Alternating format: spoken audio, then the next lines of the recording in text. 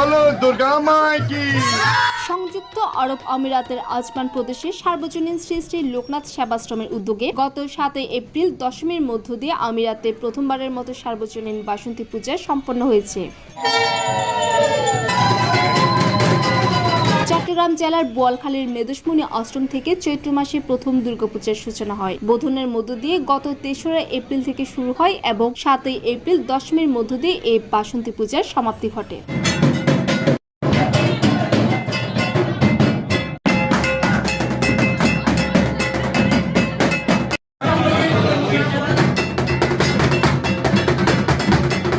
প্রতিদিন দেবী দুর্গার আরাধনা, চণ্ডীপাঠ, দুপুরে প্রসাদ, সন্ধি পূজা, সন্ধ্যায় মায়ের আরতি, প্রদীপ প্রজ্বলন, ঢাক, ঢোল, কাঁসর, শঙ্খ ও উলুধ্বনির মাধ্যমে সম্পন্ন হয় বাসন্তী পূজার আনুষ্ঠানিকতা।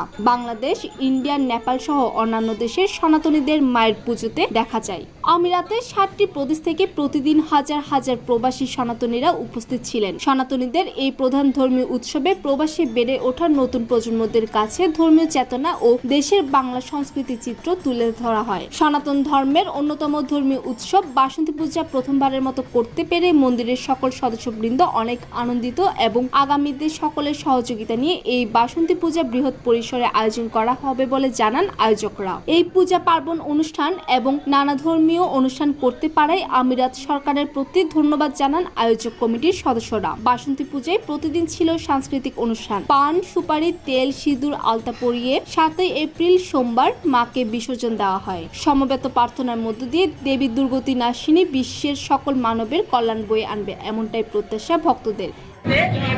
এবারের মতো প্রথম বাসন্তী পুজো হচ্ছে আমাদের আজমান ক্যারামাতে। ভালো লাগছে আসলে প্রবাসে এমন একটা পুজো আমাদের সনাতনের জন্য একটা অনেক মজা করছি আমরা সবাই মিলে, খুব আনন্দ করছি ফ্রেন্ডরা সবাই মিলে।